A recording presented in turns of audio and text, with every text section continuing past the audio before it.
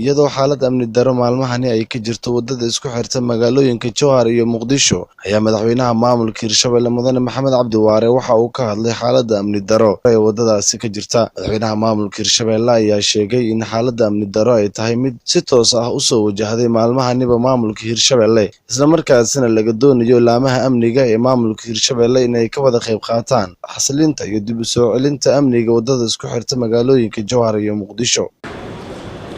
culayska amniga oo Hirshabelle soo fuulay waad ka warqabtaan horena dhowr jeer ayaan uga hadalnay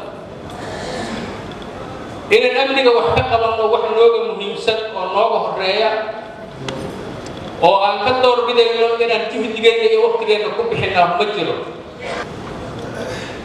in ummad meel joogta jidadka laga xiro la cunaqabateeyo arrintaas ayada culays nooga xooggan ama nooga culus ma jiro.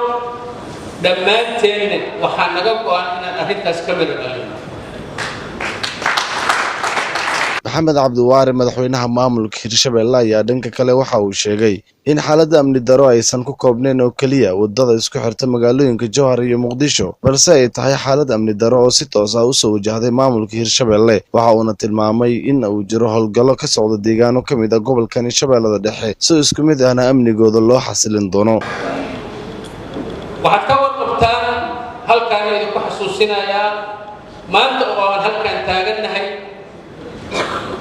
ilaa 6 meelood oo maamulka Hirshabelle oo labadan gobol ah inay ka socdaan howlgallo lagula dagaalamaayo cadawga nabadjidka.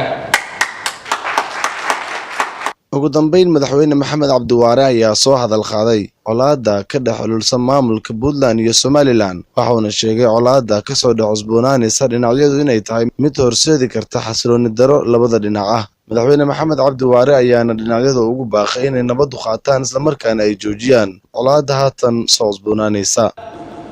walaalaheen Somaliland colaadda ka soo cusboonaatay oo laga sheegay waxaan ugu baaqaynaa in la joojiyo. colaadu faa'iido male.